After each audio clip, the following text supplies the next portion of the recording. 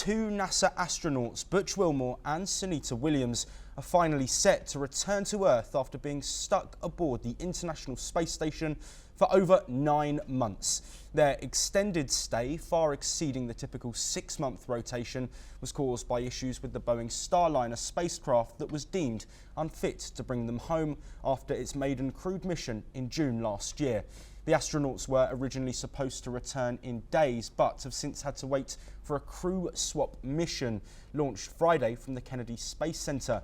A Falcon 9 rocket carrying 4 astronauts bound for the International Space Station took off, allowing for Wilmore and Williams' long-awaited departure. Though their stay is much shorter than NASA astronaut Frank Rubio's 371-day record, it still highlights the challenges faced by astronauts, including receiving additional supplies. Despite this circumstance, the astronauts remain focused on the mission's success and the people who made it possible. Here's what Dina Contella, who is the NASA ISS Program Deputy Manager, had to say. It was a spectacular launch. Really happy to have the crew on their way to the International Space Station and looking forward to seeing their happy faces on board very soon. As is mentioned, they'll dock tomorrow night, 11:30 p.m. Eastern Time, to the forward port of the International Space Station. We're going to have a short handover with the Crew 9 guys coming home no earlier than Wednesday at this point. Of course, we'll be looking for good weather. It might be later than Wednesday when they come home.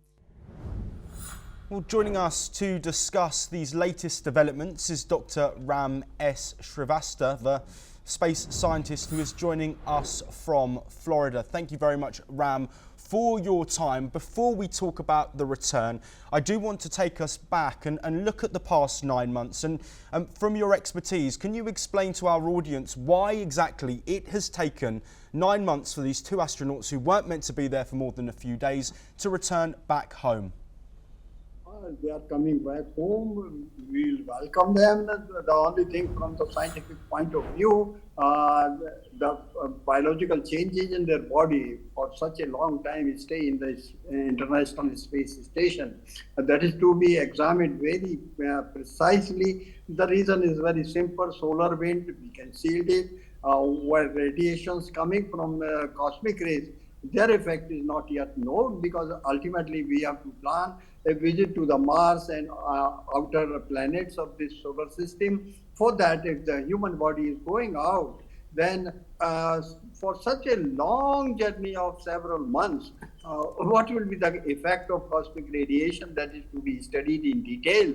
And Sunita Williams, his other partner, their biological study of their previous medical record and today's situation, that is to be examined very seriously. Now, as far as their visit is concerned, it is very useful. The experiments which they have done, they are very, very promising for the future space flights, because ultimate aim is to reach at the moon, and you have to hunt out the possibility of minerals available there and their utility. If we are interested in constructing a colony on the moon, the entire new scientific era is going to be opened. In that particular new era, the data which these astronauts in the mission 9 has brought to us, it will play a vital role.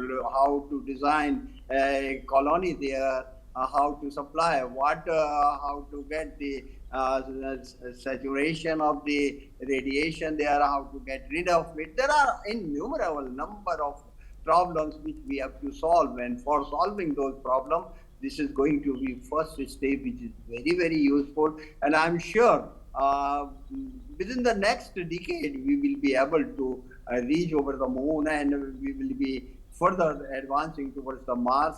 And by that, technology is also improving very well. You know, in this particular SpaceX, the previous module, which was to be halted for some time, the reason was the mechanical problem was there.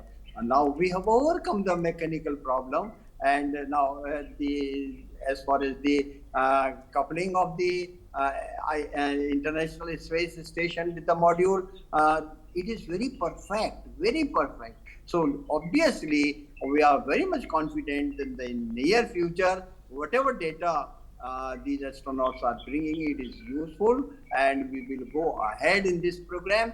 And these astronauts of 10th visit, they will also do some wonderful work. Particularly, there is a problem. Few asteroids are just targeting towards the Earth. What is their possibility? How to overcome them? For that, the scientific data is very much needed.